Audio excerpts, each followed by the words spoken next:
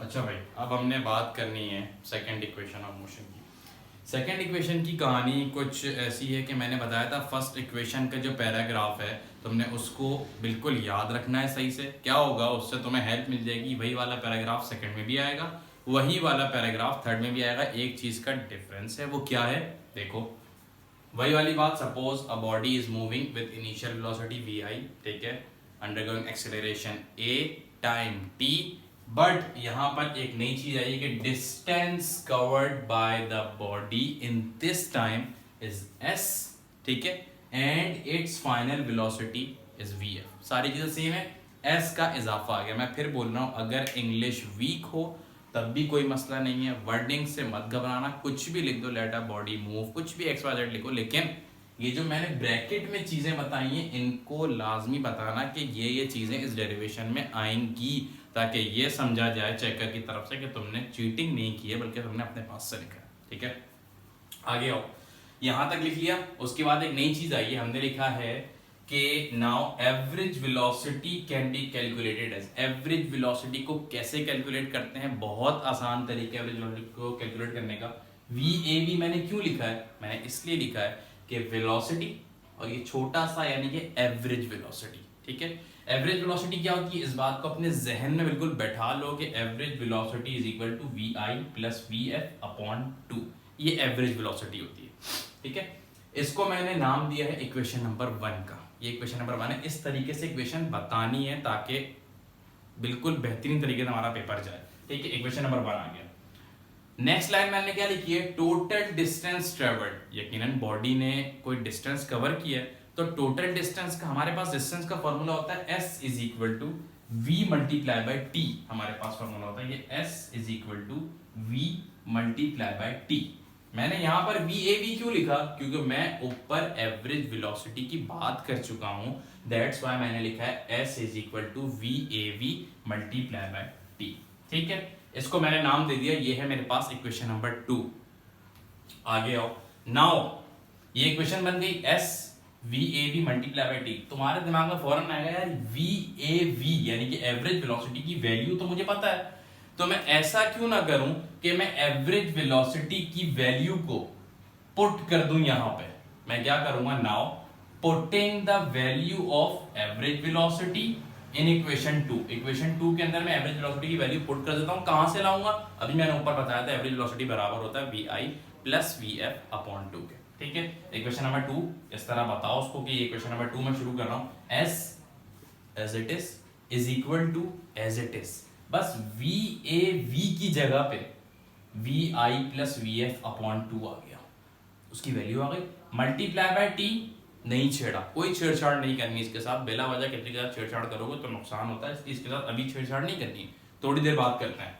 But हम, अच्छा ये हमारे पास बन गई और मैंने इसको नाम दे दिया है इक्वेशन नंबर 3 का। ये मेरे पास है इक्वेशन नंबर 3, ठीक है। बट हम एक बात जानते हैं, बट बहुत आएगा आपके पास फिजिक्स में, ठीक है। बट साहब वी नो दैट, हम जानते हैं, हम क्या जानते हैं, हमने अभी पिछली इक्वेशन में पढ़ा है कि वी एफ बराबर होता है V I plus A T के। जिस तरह अभी आपने बताया था कि वी ए वी बराबर होता है वी आई प्लस वी एफ अपॉन 2 के, तो मैंने वी ए वी की जगह पे उसकी वैल्यू लिख दी। तो मैं अब यही फिर करता हूं, मैंने इक्वेशन बनाई S is equal to we I plus V F upon 2 multiply by T.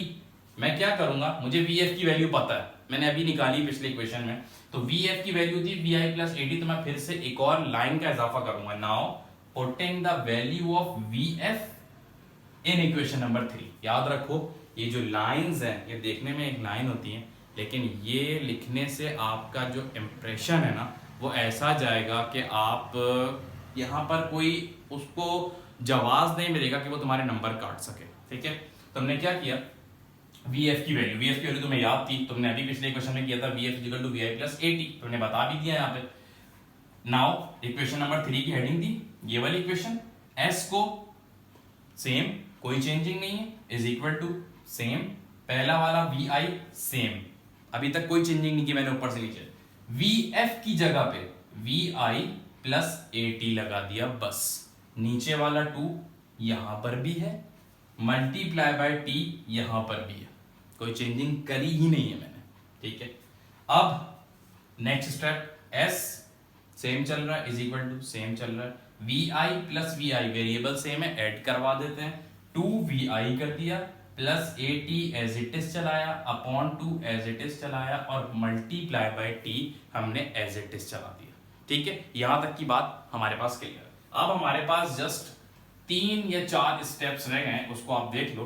उन 3 या 4 स्टेप्स में इंशाल्लाह ये वाली इक्वेशन कंप्लीट है। वो 3 या 4 स्टेप्स क्या हैं हमारे पास, हम आगे गए, हमने अगले स्टेप में बताया कि s is equal to 2vi plus A T बता दिया। अब ये अकेला t था, इसके नीचे कुछ भी नहीं हो तो क्या होता है, 1 होता है। पहले 2vi इसके साथ मल्टीप्लाई होगा, फिर at भी इसके साथ मल्टीप्लाई होगा। ठीक है, कैसे, जब 2vi इसके साथ मल्टीप्लाई हुआ तो वो बना 2vit और प्लस जब at इसके साथ मल्टीप्लाई हुआ तो at जब आया तो जब भी हम मल्टीप्लाई करवाते हैं तो अगर सेम वेरिएबल्स होते हैं तो हम पावर्स को ऐड करवा देते हैं। मैंने सेम काम करवाया, t यहां पर भी 1 था और यहां पर भी 1 था, तो जब पावर्स ऐड हुई तो ये बन गया at² अपॉन 2। क्लियर। अगला स्टेप, हम अगले स्टेप में आए, हमने क्या किया, हमारे पास ये 2 है, हमें इस 2 को खत्म करना है। बहुत आसान सा तरीका खत्म करने का, इस 2 को और इस 2 को। मैं अगर इसी इक्वेशन को इस तरह लिख दूं कि 2vit अपॉन 2 और प्लस at² अपॉन 2। ठीक है, क्लियर है। अब मैंने क्या किया, मैंने जिसको ब्रेक कर दिया, मैं चीज को ऐसे लिखूं, मैं चीज को ऐसे लिखूं, वो मेरी मर्जी। ठीक है, इस 2 से ये 2 कैंसिल हो गया, ये फायदा हो गया मुझे इस तरह लिखने से। अब क्या बनी सिचुएशन, सिचुएशन बन रही है कुछ vit प्लस at² अपॉन 2। मैं एक और चीज की चेंजिंग करता हूं। मैं चेंजिंग क्या कर रहा हूं, अब मैंने जो चेंजिंग की है वो ये की है कि s is equal to vit plus 1 upon 2 at²। ये आपके पास आ गई है सेकेंड इक्वेशन ऑफ मोशन।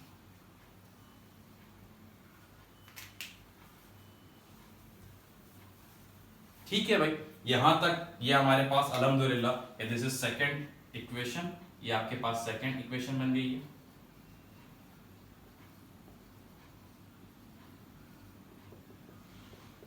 ठीक है, ये हमारे पास 2 इक्वेशन का काम हो गया आज। ये बहुत ज्यादा इंपॉर्टेंट इक्वेशन है। ठीक है, इसमें अगर कोई भी चीज तुम्हें समझ में ना आई हो या इस चैप्टर से कोई भी चीज ऐसी हो जो तुम्हें समझ में आई हो, तुम जस्ट कमेंट करो, मैं इंशाल्लाह तुम्हें उसका जवाब भी दूंगा और कोशिश करूंगा कि तुम्हारा मसला हल हो। ठीक है, लेकिन वर्डिंग्स का ख्याल रखना, अगर वर्डिंग्स को यूज नहीं करोगे तो तुम्हारी इक्वेशन मेरे ख्याल में एक पेज में कंप्लीट हो जाएगी, लेकिन अगर वर्डिंग्स यूज करोगे, एक एक लाइन छोड़ के साफ सुथरा काम करोगे तो तुम्हारी इक्वेशन ऑलमोस्ट 2 से 2.5 पेज पे आएगी। जितनी ज़्यादा वर्डिंग्स उतने ज़्यादा नंबर डेरिवेशन से मिलते हैं, इस बात को अपने बस जहन में बैठा लो। ठीक है, इंशाल्लाह अगली वीडियो में हम थर्ड इक्वेशन ऑफ मोशन को करेंगे।